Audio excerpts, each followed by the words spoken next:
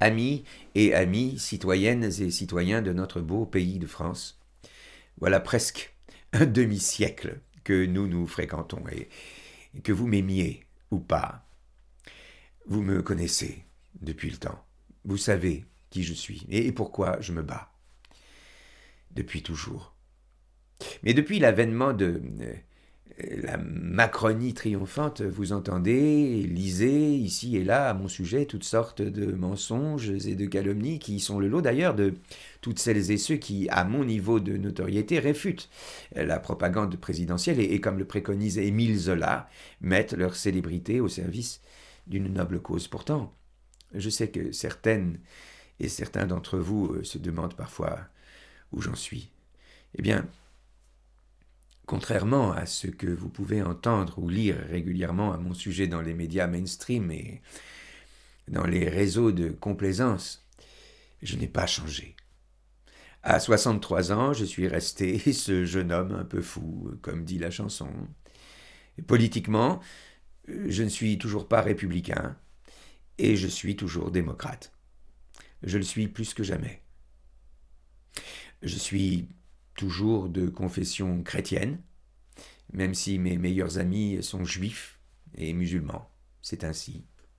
Je suis toujours pour le bon accueil des migrantes et des migrants dans notre pays, et ce, quelles que soient les raisons de leur exode, hein, la guerre, la famine, la misère ou les conditions climatiques, ils sont toujours les bienvenus chez moi, comme dans la chanson de Florent. Non, je n'ai pas changé. Je continue à condamner et à combattre inlassablement l'injustice, les inégalités sociales, la xénophobie sous toutes ses formes. D'ailleurs, je n'emploie pas ici le mot de racisme, car pour moi, il n'y a qu'une seule race. C'est la race humaine. Je suis toujours hostile à la présence de partis politiques à l'Assemblée nationale qui ne peut, à mon sens, être vertueuse que si elle est composée de députés non encartés. Je ne suis donc, et vous le savez, ni du bord politique de l'actuel président, ni sympathisant de sa concurrence. Mais je suis une âme libre. Je suis un libre penseur. Un Français comme l'était mon père et avant lui son père, le père de mon père et avant eux nos aïeux, et cela est vrai aussi du côté de ma mère. Dans ma famille, on est libre penseur de père en fils et libre penseuse de mère en fille. Aussi personne, et surtout pas la bobocratie régnante, ne m'empêchera donc de penser ce que je pense et de dire ce que j'ai à dire, surtout à propos du second tour des élections présidentielles. C'est d'ailleurs ce que je vais faire, encore une fois. Quoi qu'il m'en coûte, comme dirait l'autre. Ils ont fait un dieu d'un pantin. Faut-il pour autant que nous devenions nous-mêmes les pantins d'un pantin? Je parle en gilet jaune.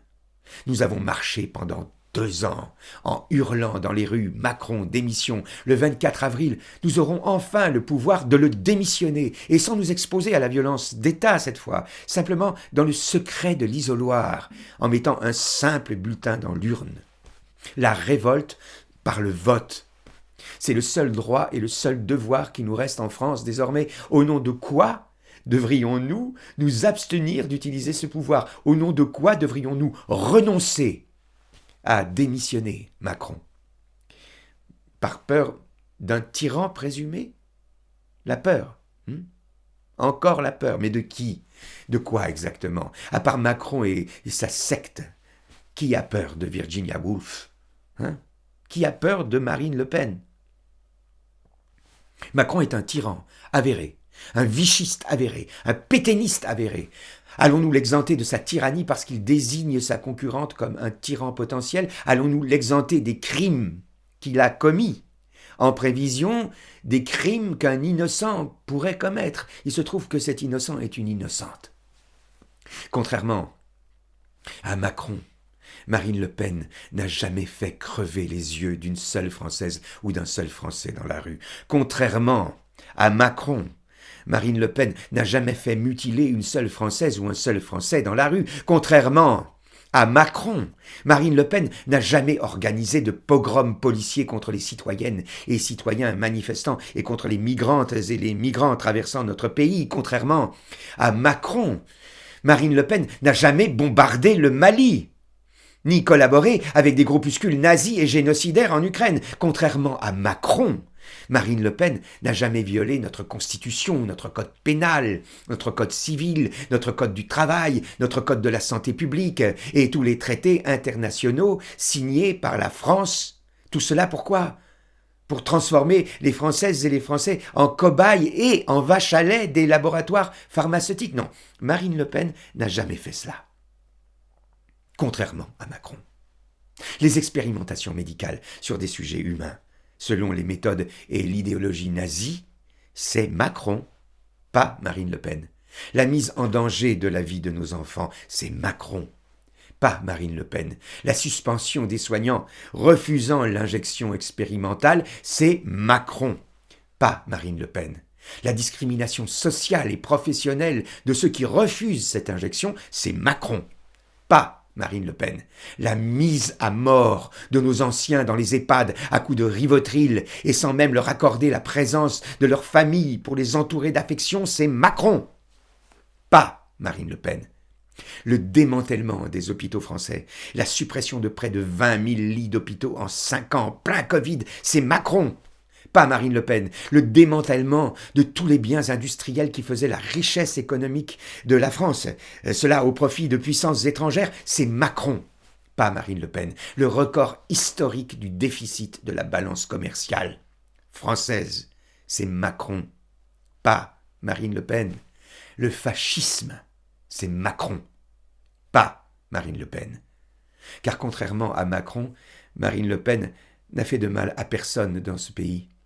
Contrairement à Macron, Marine Le Pen n'a porté atteinte à l'intégrité physique et morale de personne en France. Contrairement à Macron et son gouvernement, Marine Le Pen, elle, n'a pas de sang sur les mains. Si Marine Le Pen est élue, c'est la fin de cette guerre contre la Russie. Si Marine Le Pen est élue, c'est la fin du totalitarisme sanitaire, la fin du masque dans les écoles, la fin du pass vaccinal et autres crédits sociaux en voie de développement. Si Marine Le Pen est élue, c'est déjà au moins cela de nos libertés retrouvées. Tandis que si Macron est réélu, c'est le chaos économique et social conséquent d'ailleurs à l'aggravation des tensions avec la Russie. C'est le cauchemar sanitaire qui reprend de plus belle et la multiplication des doses qui se généralise. Si Macron est élu, c'est la vente aux enchères de tout ce qui a de la valeur en France, à tous ses amis du secteur privé d'ailleurs, qu'ils soient d'ici ou de l'étranger. C'est le démantèlement irréversible de la France. Si Marine Le Pen est élue, c'est la retraite à 60 ans.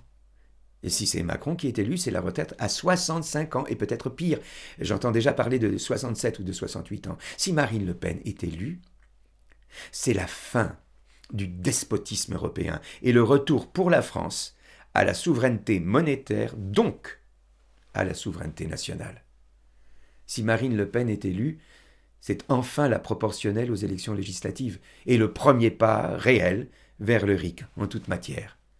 Si Macron reste au pouvoir, c'est la dislocation définitive de notre cohésion nationale et du droit du peuple français à disposer de lui-même. Alors, ne laissons plus le diable se faire passer pour le bon Dieu. Comme disait le général de Gaulle, le diable est dans le confessionnal et il se nomme Emmanuel Macron. Qu'on se le dise enfin, le diable, ce n'est pas elle, le diable c'est lui.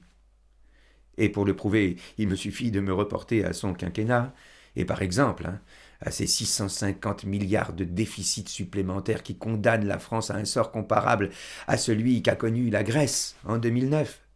Je vous propose donc de décerner à Jupiter l'Oscar du pire mandat de la Ve République et d'accorder au moins à Madame Le Pen le César du meilleur espoir, d'autant plus que pour une fois, dans la Ve République, il s'agirait d'un espoir féminin. Si Marine Le Pen a le droit d'avoir accès aux médias, au financement public et à une représentation nationale dans notre pays, soyons sérieux, c'est qu'elle embrasse, comme toutes ses concurrentes et tous ses concurrents, les valeurs de la République. Il ne peut en être autrement. Contrairement à ce que répand la propagande macroniste, voter pour Marine Le Pen n'est donc pas une atteinte aux valeurs de la République, mais la simple expression du pluralisme républicain. Je ne suis pas républicain, je suis démocrate. Je ne suis donc, je le répète, ni du bord politique de Macron, ni de celui de Marine Le Pen. Mais puisque le système me met en demeure de choisir entre deux candidats qui ne sont pas de mon bord, et que l'abstention et le vote blanc favorisent le président sortant, il nous faudra voter contre lui pour que justice soit faite, et je le ferai. Même si le prix à payer, pour moi, est de faire élire quelqu'un qui n'est pas de mon bord, car l'heure du choix est aussi celle des comptes. Et si le bilan de Marine Le Pen est encore au stade embryonnaire, celui de Macron est désastreux pour notre pays et pour le monde. C'est de notoriété publique. La réalité, ce n'est pas ce qu'on vous met sur l'étiquette, mais ce qu'il y a à l'intérieur de la boîte. Et ce qu'il y a à l'intérieur de la boîte Macron, nous y avons déjà goûté. Nous savons que c'est complètement pourri. Au nom de quoi, au nom de qui devrions-nous l'oublier? Aurions-nous perdu toute dignité pour ne pas nous extraire de la servitude lorsqu'elle est avérée?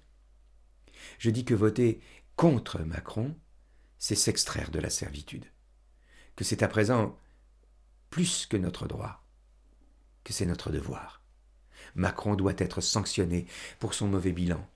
Et la justice veut que Madame Le Pen et avec elle toutes celles et ceux qui ont choisi de lui faire confiance aient leur chance, quitte eux-mêmes à être un jour sanctionnés s'ils échouent à leur tour. Un élu du peuple doit savoir que s'il échoue dans sa mission, il sera sanctionné par ses électeurs. Dans le secret de l'isoloir, nous avons toutes et tous le pouvoir de sanctionner l'élu qui a failli à sa mission. Au nom de quoi devrions-nous l'absoudre? J'ai décidé, en mon âme et conscience, de sanctionner le président qui vient de torturer la France, les Françaises et les Français pendant 5 ans. Le 24 avril, je voterai pour Marine Le Pen. Et j'engage tous les abstentionnistes qui, comme moi, ne sont pas masochistes ou ne font pas un syndrome de Stockholm. Je les invite à s'extraire ainsi de la servitude volontaire. Quant à ceux qui voudraient encore et encore imposer la stratégie de l'épouvantail en agitant frénétiquement le spectre de l'extrême droite pour effrayer les moineaux que seraient devenus les Françaises et les Français, je dis ceci. La gauche et la droite, le centre, sont aujourd'hui des clivages dépassés, idem pour la notion d'extrême. Désormais, le monde sociopolitique est divisé en deux, les mondialistes et les patriotes. Je suis un patriote français. Et le 24 avril, je vote Marine Le Pen.